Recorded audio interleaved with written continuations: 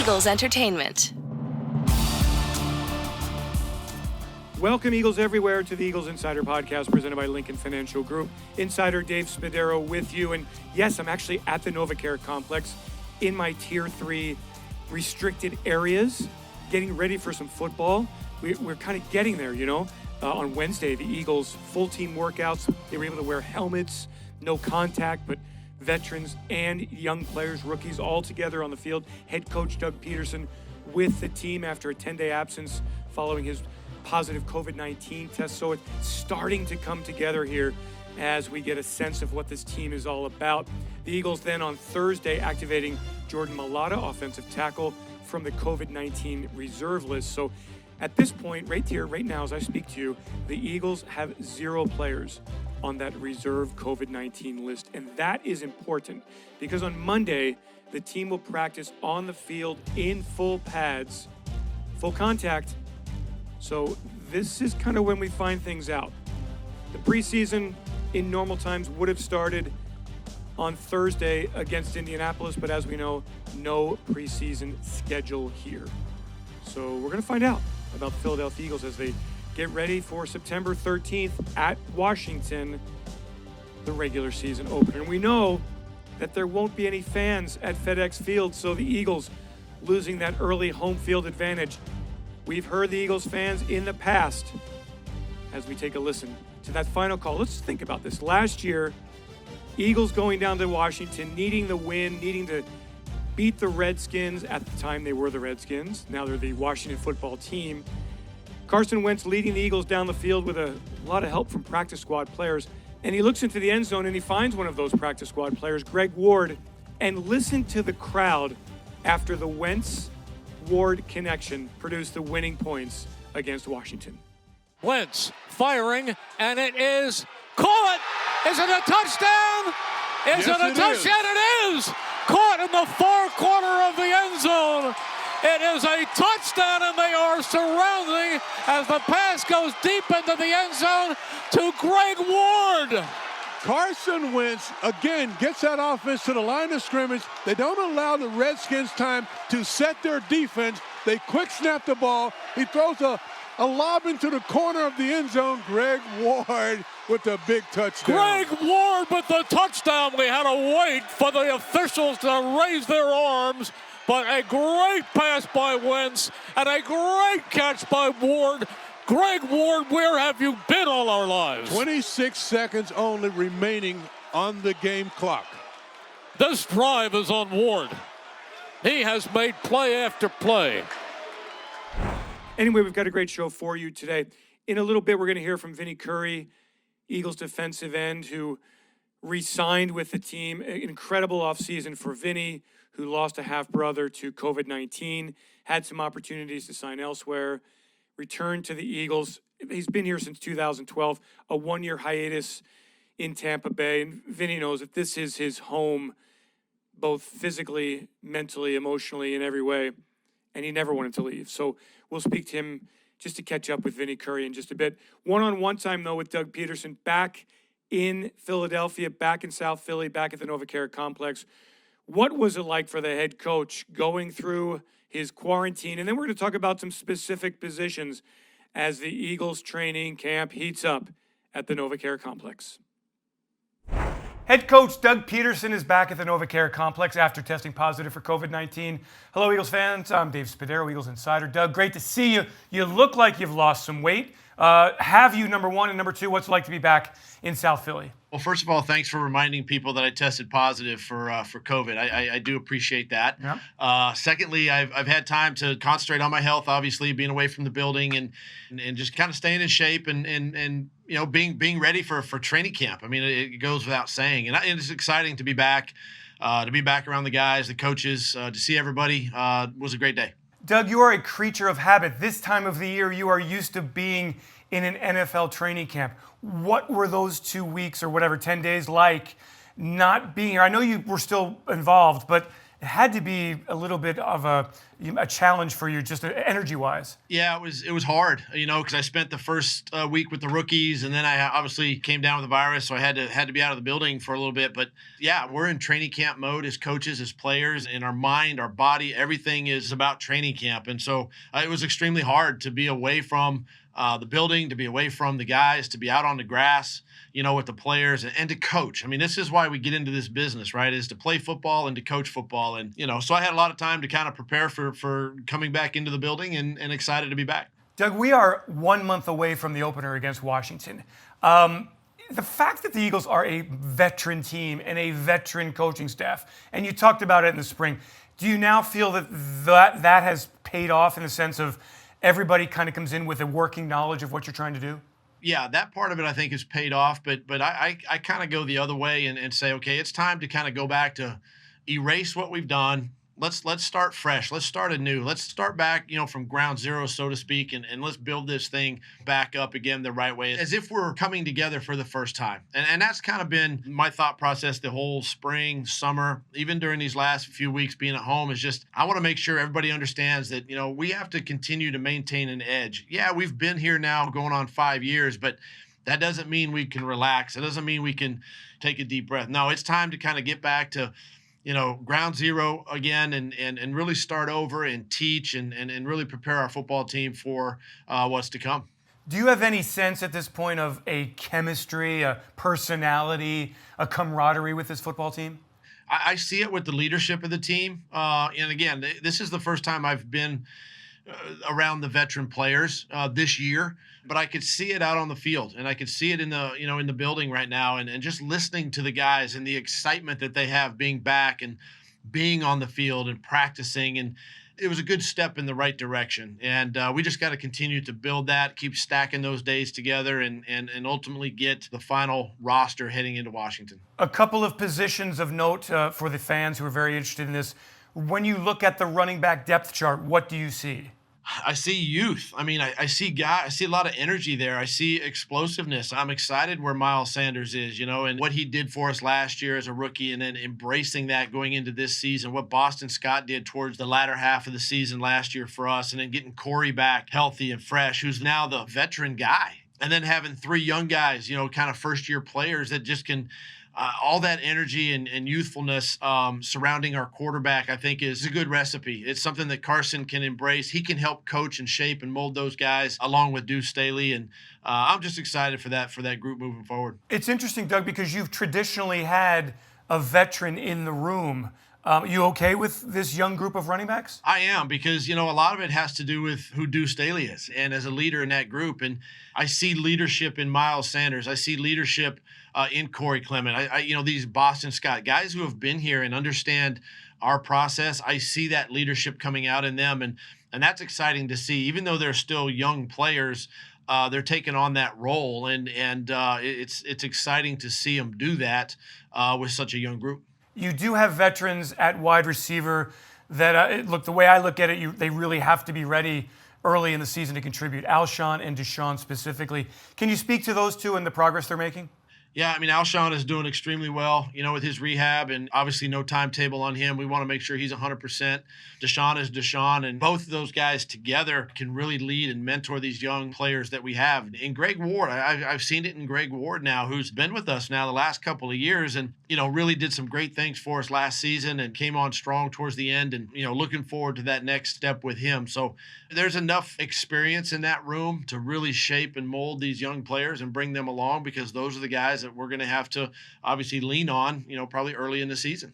Doug, finally, this is a very critical period of time here, these next few weeks. The full team is here. The pads go on Monday. Put into perspective what this period of time means and figuring out what this team is. It's an exciting time, right? It's an exciting period because, these guys are coming out of this acclimation period where they've done nothing but strength conditioning. We've done some walkthroughs in the afternoons and a lot of classroom stuff. And now we can really go on the field and begin to kind of put everything together and kind of see what type of team, we can have for this season. And obviously we got to maintain and stay smart through all of this. And, it's not the fact that we're going to beat them down with the pad. The pads are part of the training camp, right? They're part of this process. And, they're looking forward to that. I try to do the best I can to try to help them anticipate what's coming, down the pipeline, and so that they can prepare and mentally prepare, because, we only have about 2.5 weeks really of this padded, session, this phase 3, so to speak. And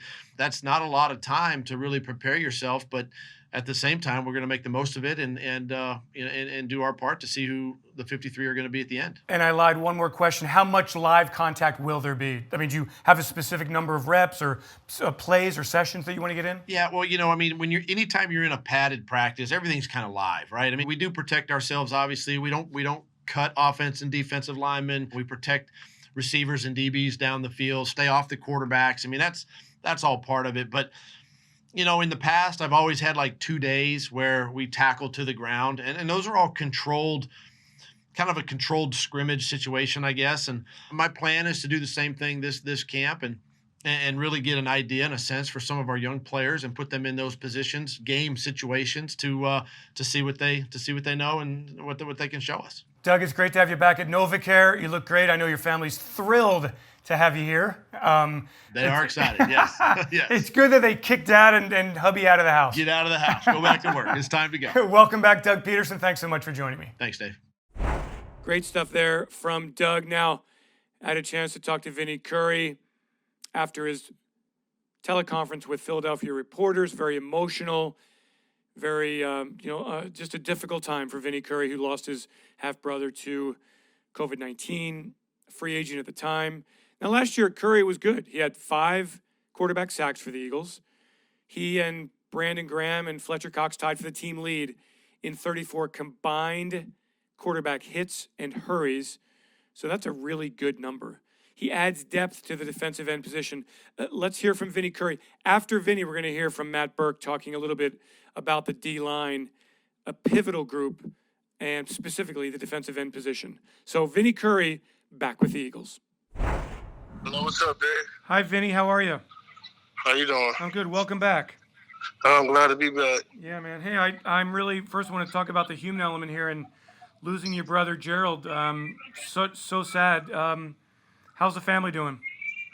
Family's doing good. Just family's doing good. What do you know happened? Like how did that whole thing go down? He does a little voluntary work, and it started as like a operatory, like a little sinus infection, and it escalated to what it was. So, Vinny, how have you overcome that emotionally? It's still hard. I mean, because it wasn't like it was just so unexpected. You know what I mean? So, every day I deal with it. Coming back, what was it like for you walking back into the NovaCare Complex? It's just pretty cool to be around the guys. Through this whole process, I've been in contact with them, and they've been just calling me, checking on me, making sure I was okay, make sure I was doing good, family was doing good.